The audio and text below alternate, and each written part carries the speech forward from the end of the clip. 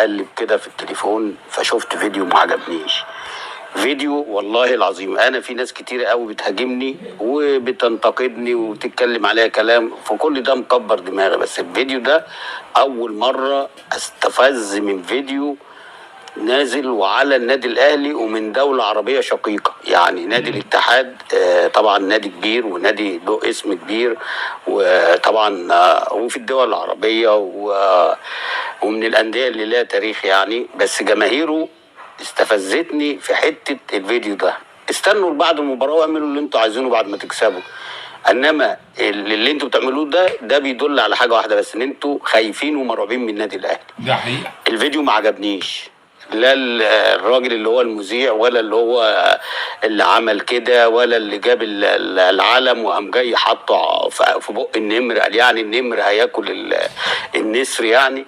فانا هوريكم الفيديو سريعا كده وبعد كده هنعقب عليه، لان الفيديو ده لازم يوصل للعيبه النادي الاهلي عن طريق خالد بيبو، عشان كل واحد يعرف مهامه، كل واحد يعرف حجمه. فانا بقول ان لازم خالد بيبو يعرضه على اللعيبه، لان ده هيفرق بنسبه 100%. انا عارف لعيبه النادي الاهلي وعارف معدنهم وعارف لما هم بيستفزوا بيعملوا ايه. فانا هوريهم الجماهير بتعمل ايه وده لا يليق. بس انا بقول لكم هم لو مش خايفين منكم مش هيعملوا كده، فهم دي كلها حرب نفسيه قبل المباراه. هوريك الفيديو بعد كده نعلق عليه. والله احنا قدام الرجال كله محمد رسول الله، والله لو فاز راح المسرح الاتحاد يعطيك 10,000 ريال.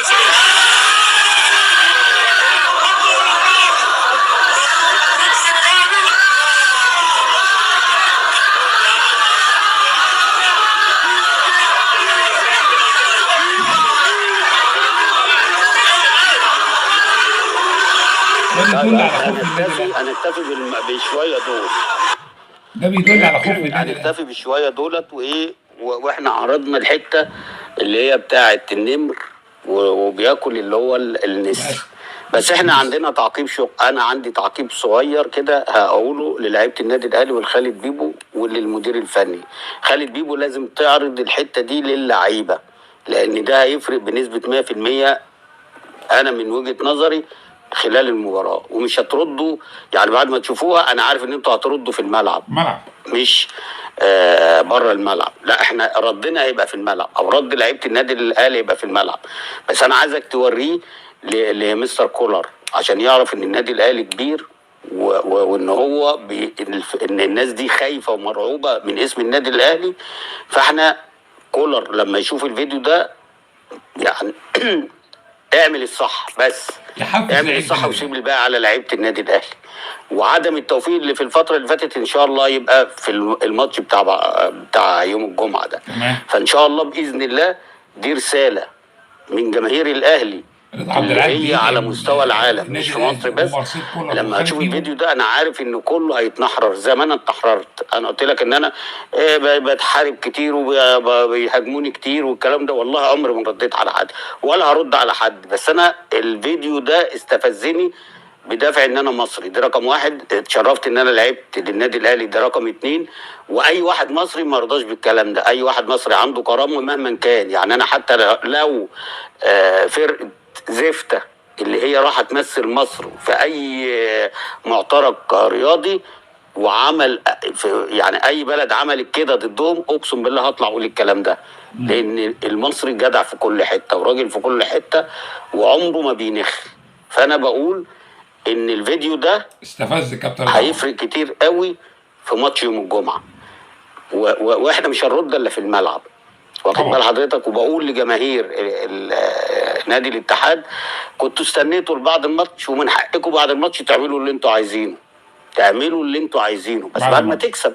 انما انت دلوقتي بتعمل كده قبل الماتش، ده اللي يدل ان انت خايف جدا ومرعوب جدا، ومش عايز اقول لك ان ركبك بتخبط في بعض، واخد بالك. والله العظيم لا بجامل الاهلي ولا بجامل الزمالك ولا بجامل اي حد. انا مصري ومصري بحب مصر وكل حاجه في مصر، والنادي الاهلي ده حاجه كبيره في مصر، ولما تعمل فيه كده لا ما ينفعش. فانا اول مره ارد على استفزاز استفزني من فيديو لا يليق بدولتين عربيتين بيحبوا بعض، وده بداية الفتنة. بس انا بقول بقى دي مش فتنة، ده خوف ورعب، ومتكهربين من اسم النادي الاهلي ومن لعيبه النادي الاهلي ومن كيان النادي الاهلي.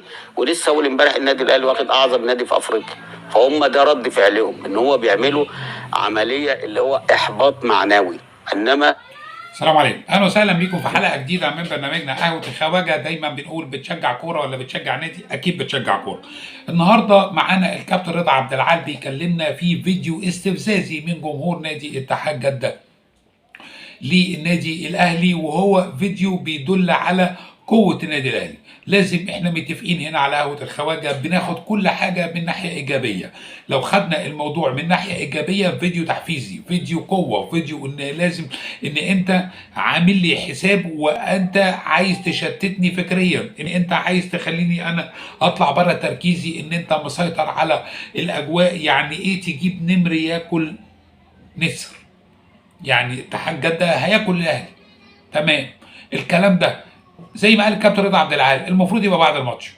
لو كسبت معاك محترفين، ده 11 ضد 11، معاك كريم بنزيما، معاك فابينيو، معاك كوتينيو، معاك كونتي، معاك اي حد. ده 11 ضد 11، 11 راجل ضد 11 راجل، واللي بيني وبينك الملعب. الاسامي على الورق، في ياما مباراه كتير جدا على الورق فلان يكسب، لكن انزل 11 ضد 11. خليك راجل، احترم الكوره، خليك قد المسؤوليه، اكيد ربنا هيكرمك.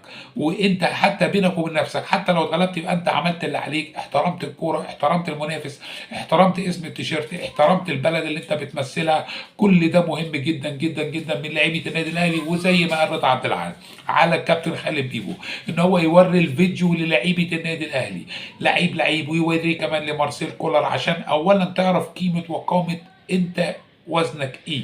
دي حاجة. والحاجة التانية المهمة، لازم تعرف ان الناس دي عاملين لك 1000 حساب، ولازم الرد بتاعك يكون في الملعب. اوعى تعمل تويته وتقول كان وكان وكان، لا، ردك يبقى في الملعب. ردك انك تكسب الاتحاد السعودي في قلب الاراضي المقدسه، في قلب ملعبهم، وهتبقى مباراه جماهيريه عربيه، كرنفال.